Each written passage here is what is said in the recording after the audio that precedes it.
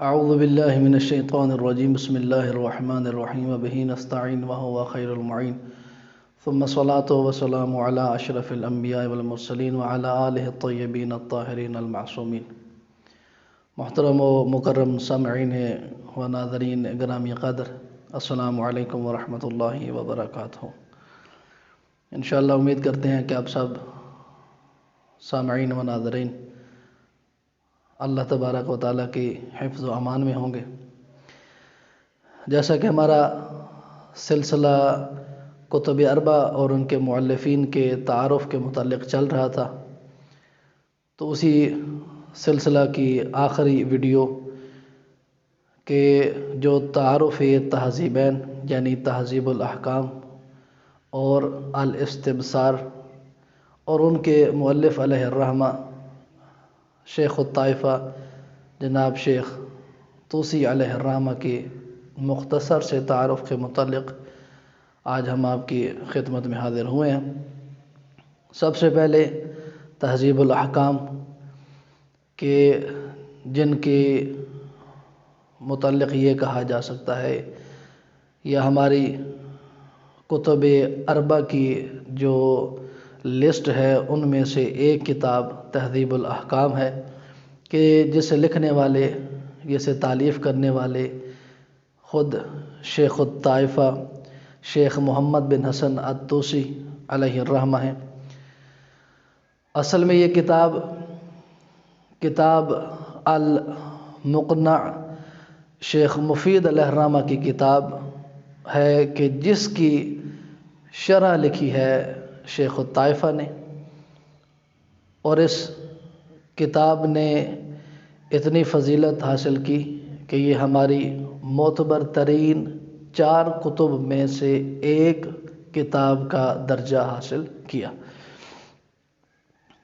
اس کتاب کا جو طریقہ کار رہا ہے تالیف کرنے کا شیخ الطائفہ نے، وہ سب سے پہلے تو انہوں نے اس طریقے کو ایسا اختیار کیا کہ خود شیخ مفید علیہ الرحمہ کی جو عبارت ہے اس کو نقل کرنے کے بعد پھر اس کی شرح فرماتے رہے، لیکن جوں وقت گزرتا گیا کتاب تالیف ہوتی گئی، شیخ الطائفہ نے اس کا طریقہ بھی تبدیل کر دیا۔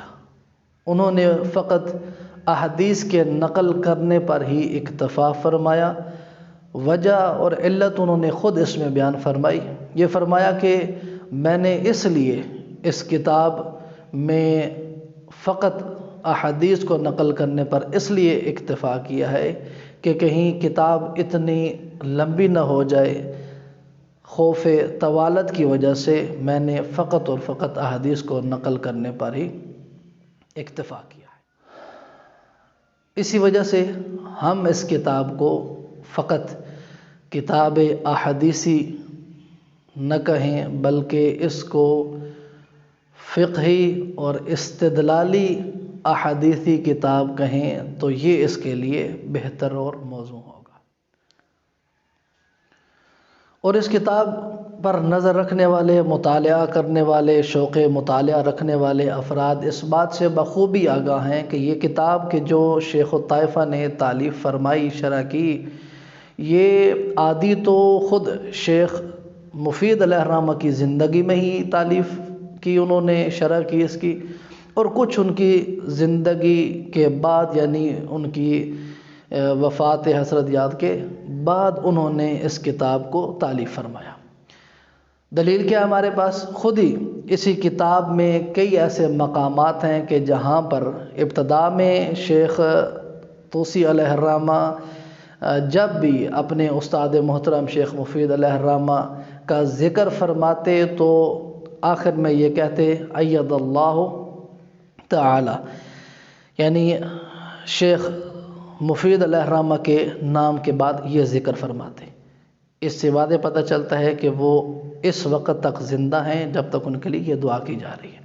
لیکن ایک وقت آتا ہے کہ جب کتاب کے کسی اور حصے پر پہنچتے ہیں، وہاں پر وہ ایدہ اللہ نہیں لکھتے بلکہ رحمہ اللہ لکھتے ہیں اس سے پتہ چلتا ہے کہ آدھی کتاب ان کی زندگی میں انہوں نے شرح فرمائی اس کتاب کی، اور آدھی کتاب کو تب شرح فرمائی کہ جس وقت شیخ مفید علیہ الرحمہ اس دنیا سے رخصت فرما چکے تھے۔ اور اس کتاب کی احادیث کی جو تعداد ہے وہ تقریباً 13,590 ہے، کہ جس کو خود مشہور زمانہ کتاب مستدرک الوسائل میں شیخ محدث نوری علیہ الرحمہ نے بھی اپنی اس کتاب میں اس کتاب کی احادیث کی تعداد کا ذکر فرمایا۔ شکر کیسے ادا اس کرم کا کروں، شکر کیسے ادا